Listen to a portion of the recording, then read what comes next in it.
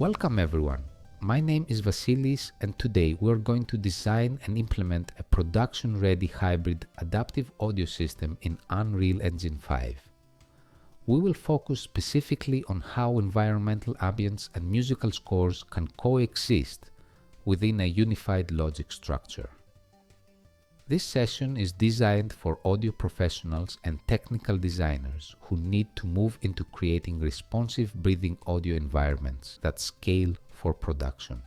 In traditional game audio workflows, we often treat music and ambience as distinct silos. We might trigger a bird loop when entering a forest volume, and separately trigger a combat track when an enemy spawns. While functional, this event-based approach often breaks down in non-linear gameplay.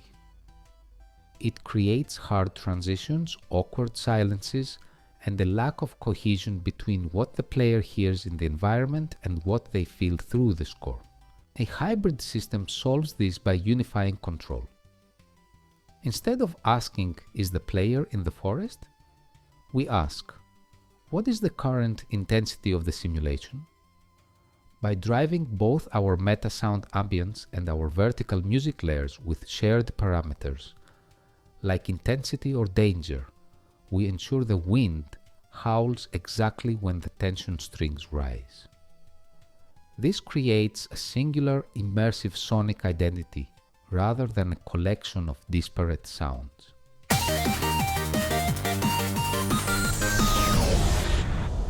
Our goal today is architectural clarity. We are not just making noise, we are building a system. We will leverage MetaSounds not just as a synthesizer, but as a logic processor.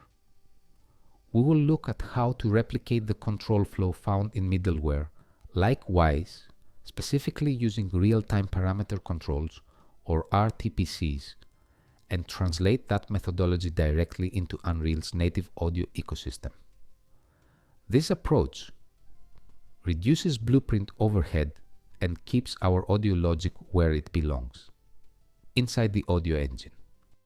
Let's look at the problem we are solving today. In this demonstration environment, we have a transition from a calm exterior to a high-tension interior. A standard implementation would simply crossfade two sound cues. However, we want the character of the wind to change, not just the volume. We want the musical bed to remain consistent, but the percussion to introduce itself seamlessly as we cross the threshold. This requires continuous modulation. Finally, we must consider scalability. A system that works for one level must work for the whole game. If your audio logic relies on complex casting and tick events in the level blueprint, it is brittle. It will break when the level design changes. By moving that logic into MetaSounds and using clean interface calls, we build a portable asset. You should be able to hook up the intensity parameter and have it work immediately. Throughout this tutorial, we will move methodically. We will start by constructing the ambience layer in MetaSounds, add our musical elements, and then bind them together with a unified control interface. By the end, you will have a template that is robust, performant, and ready for a shipping project.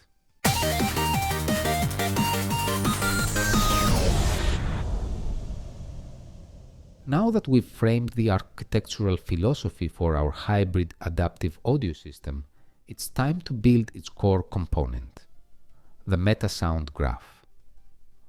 Our immediate goal is to construct a single robust MetaSound source that will manage both our environmental ambience and our musical layering driven by simple shared parameters. Let's start by creating a new MetaSound source asset in our content browser. Right-click, navigate to Audio, and select MetaSound source. We'll name this ms_hybrid_audio_controller. This will be the central brain of our entire audio system. Double-click to open its graph. As you can see, it starts with a clean slate, ready for our design. The first critical step is defining our inputs. These are the external signals from gameplay that our MetaSound will react to. We begin by creating a continuous control parameter. Add a new input node, set its type to float, and name it global intensity. Set its default value to 0 with a range from 0 to 1. This parameter will act as our primary driver for how active or intense the audio environment should feel. Next, we will prepare the system for smooth horizontal blending. In our blueprint logic, we will use an int32 variable called gameState to represent high-level gameplay context. However, instead of feeding this value directly into the MetaSound, we will translate it into continuous flow targets. Inside the MetaSound, create two additional float inputs, named section A underscore target and section B underscore target. These parameters will control the gain of each musical section. By using continuous float targets instead of discrete state switching, we enable smooth, click-free crossfades between sections and achieve behavior much closer to professional middleware systems. This separation between discrete gameplay logic in Blueprint and continuous audio control in MetaSounds is a key architectural principle for building scalable adaptive audio systems. Let's begin with our continuous ambience. Create two wave player nodes manually. Right-click in the MetaSound graph and search for wave player stereo. Add one for the calm wind and one for the stormy wind. Then assign the appropriate audio asset such as WAV underscore wind underscore calm and WAV underscore wind underscore stormy. Looping is handled directly inside each wave player, so enable the looping option for both sounds. To blend them dynamically, create two crossfade, audio two nodes, one handling the left channel and one handling the right.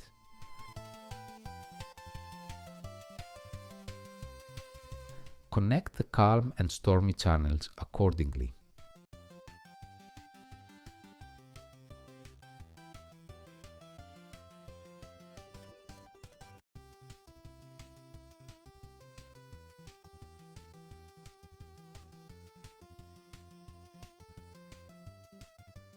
Then insert an interp2 float node after global intensity.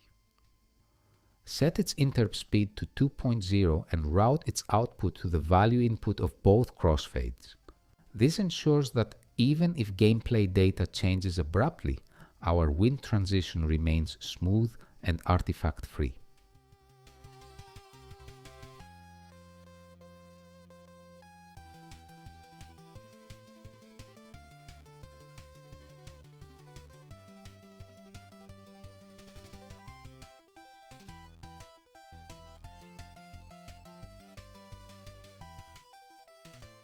To add a touch of dynamic realism, let's integrate a subtle one-shot layer.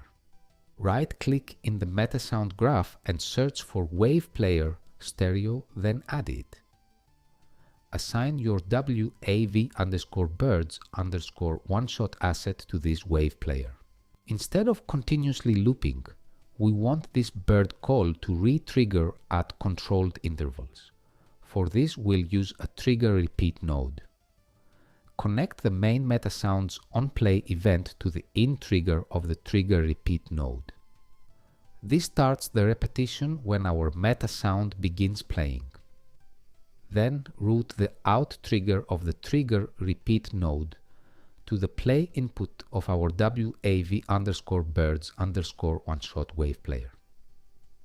By adjusting the repeat time of the trigger repeat node, we can control how frequently the birds appear, creating gentle environmental movement without cluttering the mix. Now for our vertical music layering. Right-click in the MetaSound graph and search for Wave Player, Stereo, then add two instances. Assign your WAV underscore music, underscore bed, underscore pad asset to the first player, and your WAV underscore music underscore tension underscore layer asset to the second player. Both will be connected to loop nodes.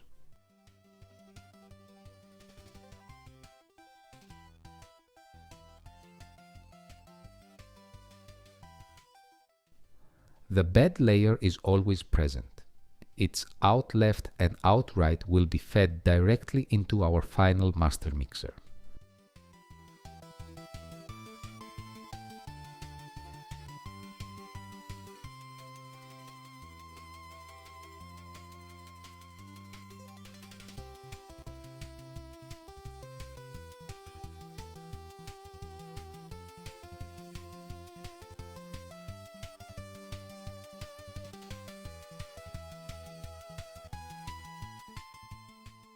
For the tension layer, which blends based on our global intensity, we will create two crossfade nodes, one for the left channel and one for the right. For each crossfade, input 0 will be silent, and input 1 will receive the respective out left or out right from our YAV underscore music underscore tension underscore layer wave player. Crucially, connect the same global intensity output to the value input of both tension layer crossfades. The outputs of these two tension layer crossfades will then also be fed directly into our final master mixer. We are now at a point where we have multiple audio streams, our adaptive ambience, our random bird calls, our music bed, and our tension layer.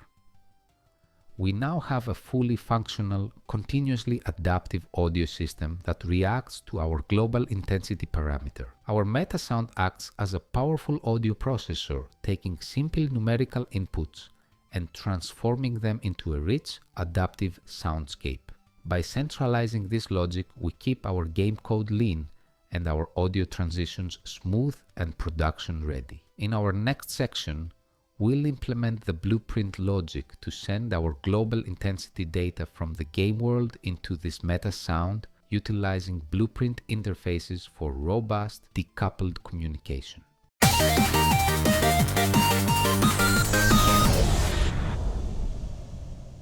With our MetaSound MS hybrid audio controller now capable of receiving dynamic inputs, our next step is to create the game-side logic that will drive it. To ensure a production-ready decoupled system, we will utilize a blueprint interface. Before creating the interface, we first need to define a categorical enum for our game states. In your content browser, right-click, navigate to Blueprints and select Enumeration. Name this E_audio state. Open it and add entries: Calm, Danger, and Stinger.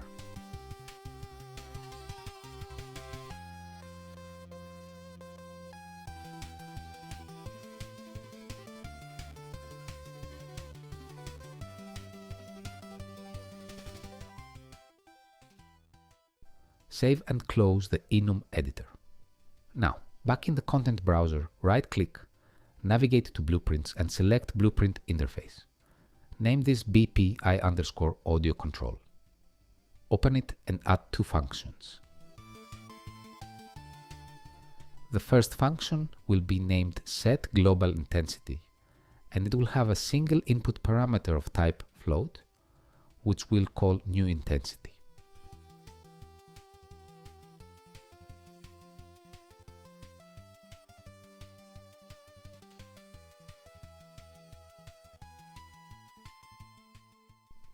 The second function will be named setGameState, with an input parameter of type enum, using our newly created E_audio state enum, which we'll name newState.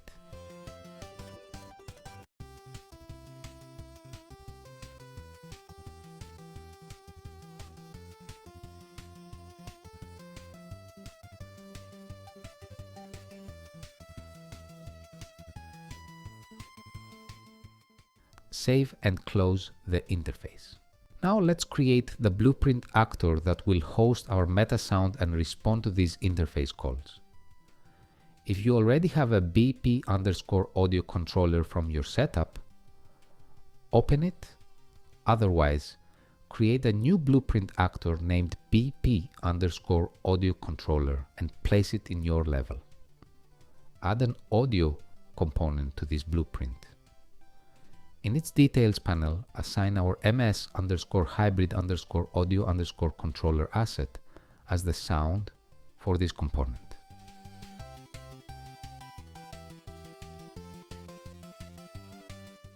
Next, in the BP_audio controllers class settings under the interfaces section, click Add and select our new BPI_audio control interface. Compile and save. After implementing the interface, you'll see new events available in your event graph. Right-click and search for Event Set Global Intensity. Drag off the new intensity pin and connect it to a set float parameter node. Connect this node to your audio component.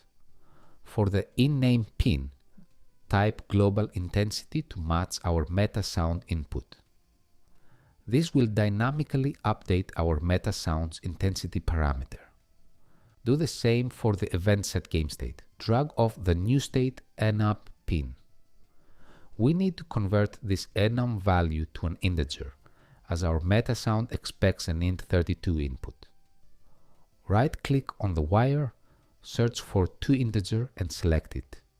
Connect the output of this toInteger node to a setInt parameter node, targeting our audio component, with GameState as the in-name. Compile and save. Our BP_audio controller can now directly receive and translate interface calls into MetaSound parameter updates. Next, normalize this distance using a map range clamped node. For our demonstration space, we will treat approximately 600 unreal units as the full transition range. Set the input range from 0 to 600. Since our design defines storm conditions near the controller and calm conditions further away, you should then set the output range A to 0 and output range B to 1.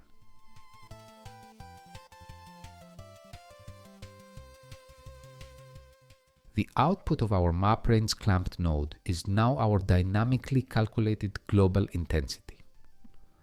To send this to our MetaSound, we will call our blueprint interface function. From the map range clamped output, drag out and search for call set global intensity. Ensure you select the message version of the node. The target for this message will be self or the BP_audio controller itself, because it's the actor that implements the interface. Connect the normalized distance to the new intensity input of the set global intensity message. We can also set up a similar message for set game state, though we won't drive that continuously from distance in this example. It will be used for our stinger later.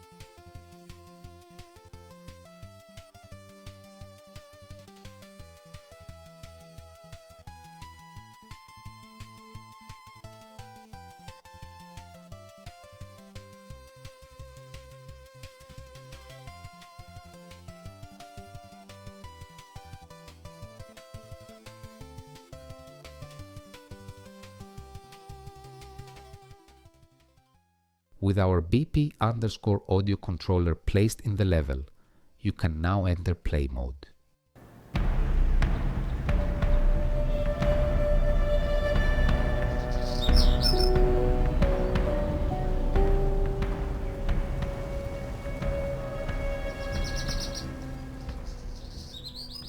as you move your player character closer to or further from the BP_audio controller, you should hear the ambience and music dynamically crossfade based on your proximity, avoiding any abrupt changes, even if your character movement is sudden.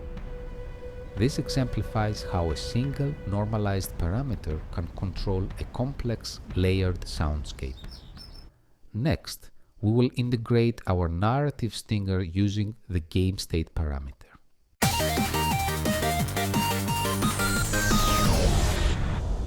Now, let's integrate a narrative stinger, a short, impactful sound designed to punctuate specific moments. First, create a new MetaSound source named ms_stinger_one_shot. Create a wave player stereo node manually by right-clicking in the MetaSound graph and searching for wave player. Assign your WAV_stinger_scary asset.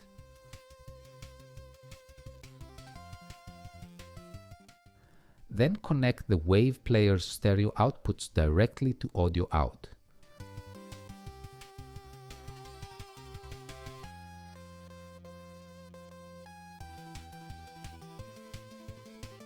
Connect the on-play input with the play wave player.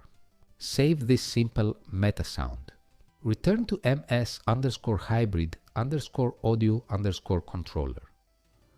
We want a dedicated trigger input for precise event-based playback, so the stinger stays separate from the continuous ambience and music system. First, add a new input of type trigger and name it PlayStinger. Now we need to bring the stinger MetaSound into this graph. If ms_stinger_one_shot is a separate MetaSound, Unreal will only allow it to be referenced if its access flags are enabled.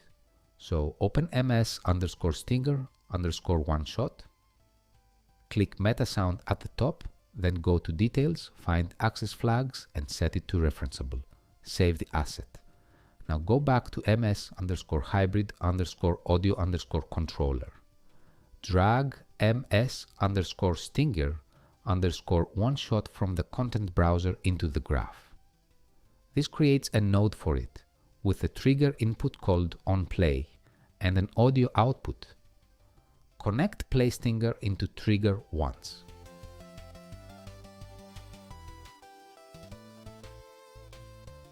Then connect trigger once output into the onPlay input of ms_stinger_one_shot. Next, add a short triggered delay after trigger once, for example 2 seconds.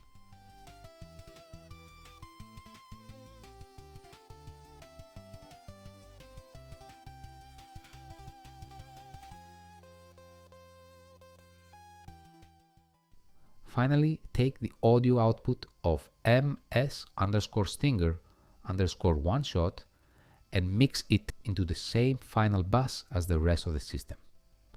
This keeps continuous states and discrete events cleanly separated, which is essential for scalable production audio.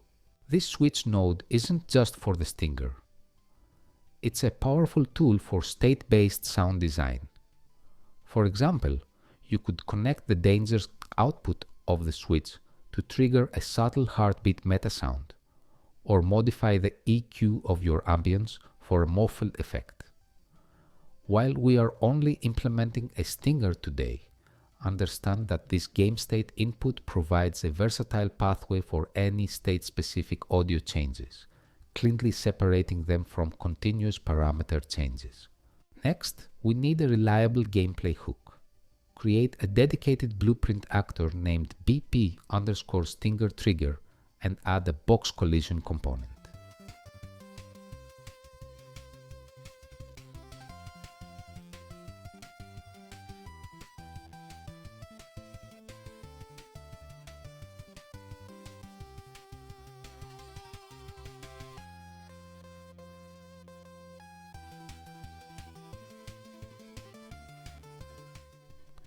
Place this actor at the entrance of your high tension area and scale it to fully cover the transition zone.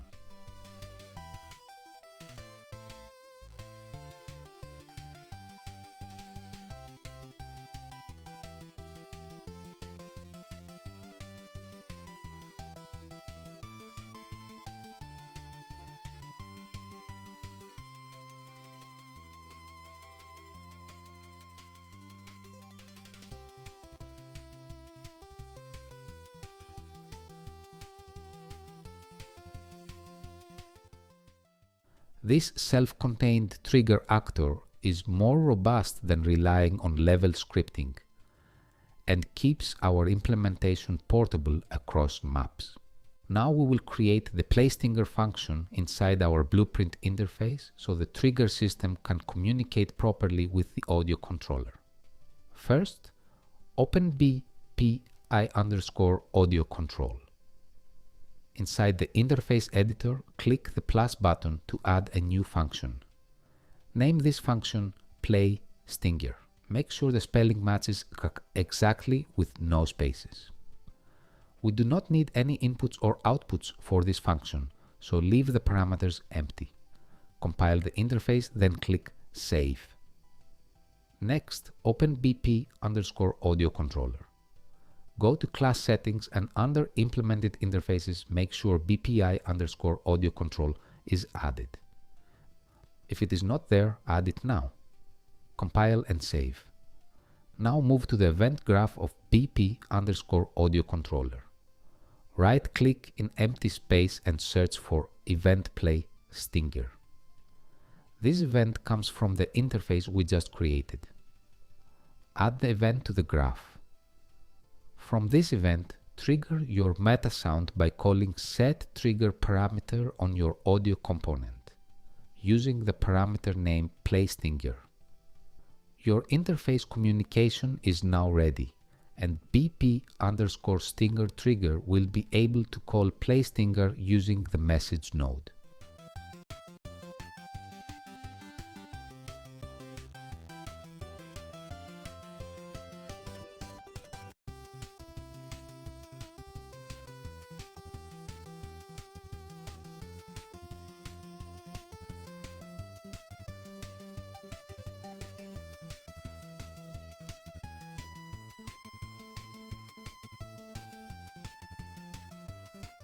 Inside BP_stinger trigger, use the on component begin overlap event from the box collision. First confirm the overlapping actor is the player character. Then pass execution through a do once node to prevent rapid retriggering. From there, retrieve BP_audio controller using get all actors of class, take index 0 and call the PlayStinger interface message.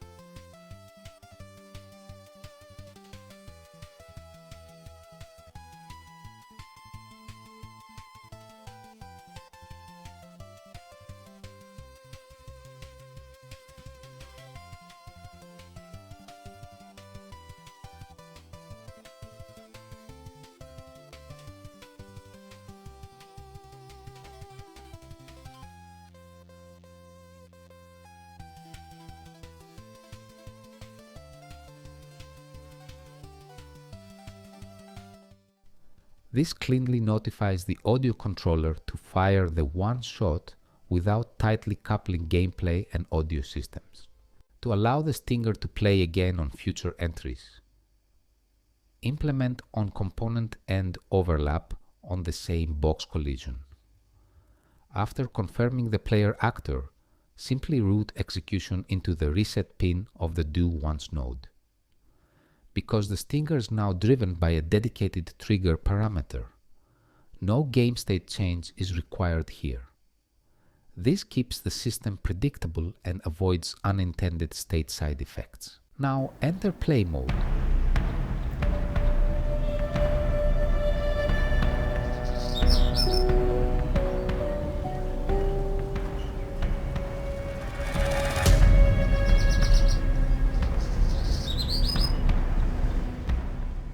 As you approach and enter the trigger volume, you should hear your terrifying stinger play, punctuating the moment. Move out of the volume, then re-enter, and the stinger will play again, confirming our reset logic works. This layered approach, where global intensity controls continuous adaptation and game state handles discrete narrative moments, provides a flexible and scalable framework for any production.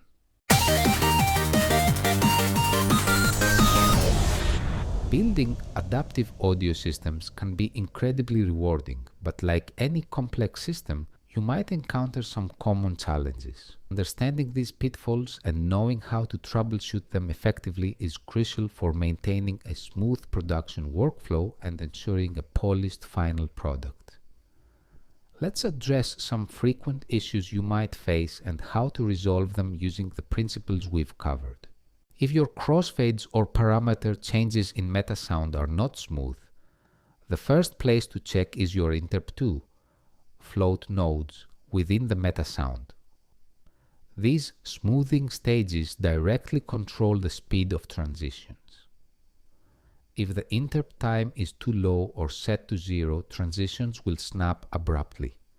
If it is too high, the system will feel sluggish and unresponsive.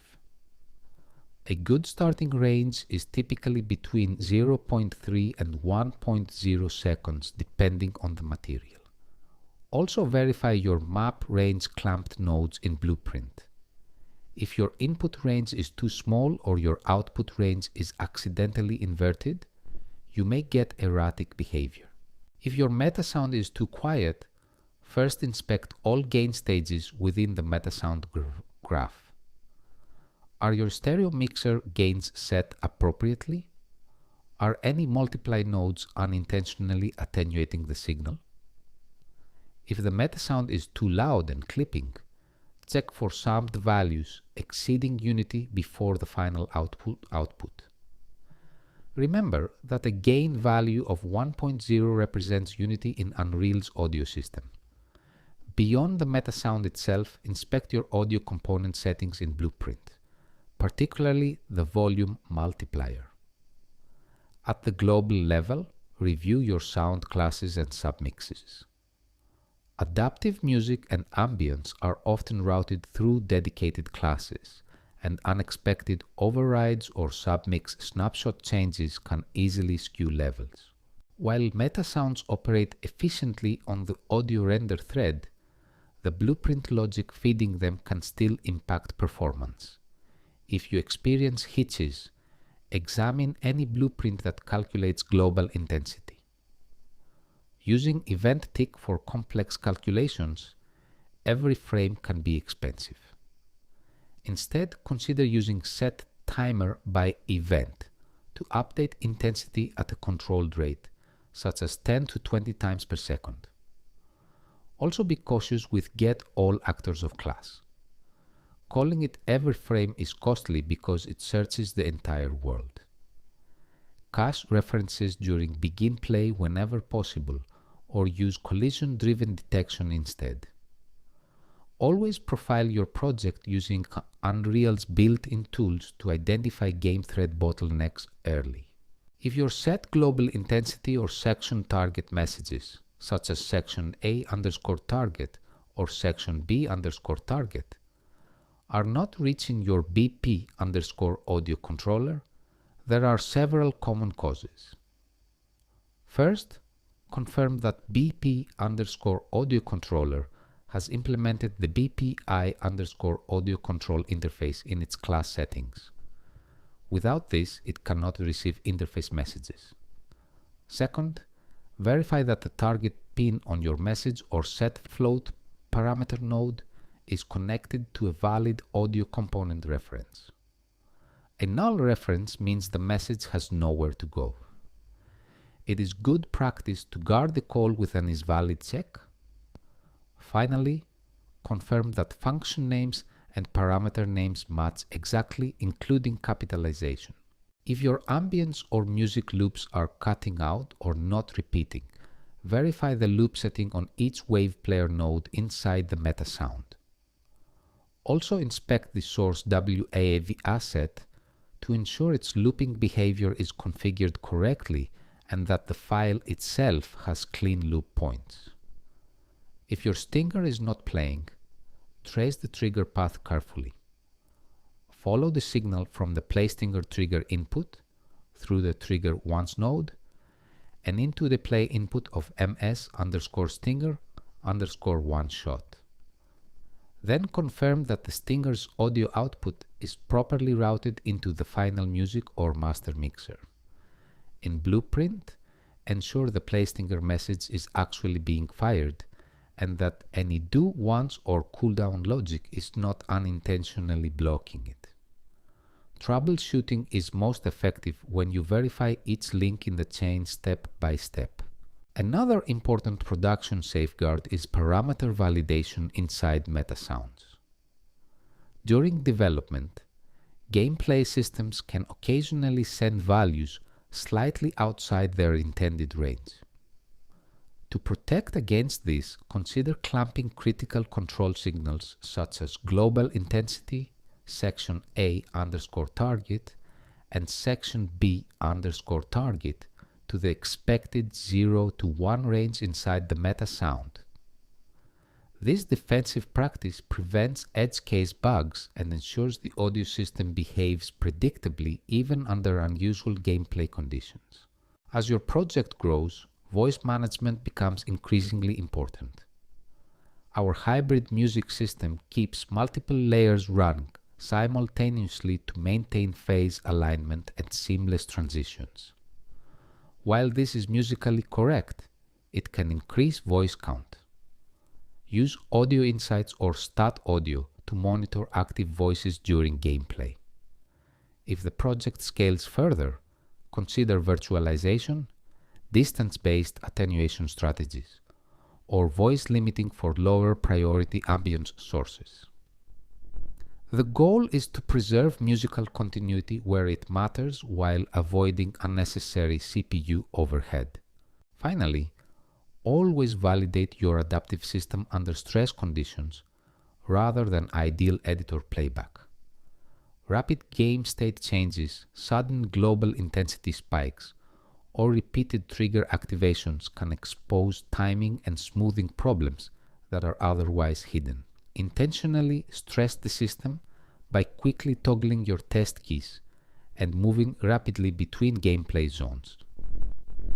Watch for zipper noise, gain overshoots, or situations where both music sections become audible simultaneously. Production-ready adaptive audio is defined not by perfect behavior under ideal conditions, but by how gracefully it handles imperfect gameplay input. With these troubleshooting strategies in place, your hybrid adaptive audio system is far more resilient and production-ready. By combining careful parameter management, efficient blueprint design, and thoughtful MetaSound routing, you now have a robust framework capable of scaling to complex interactive experiences.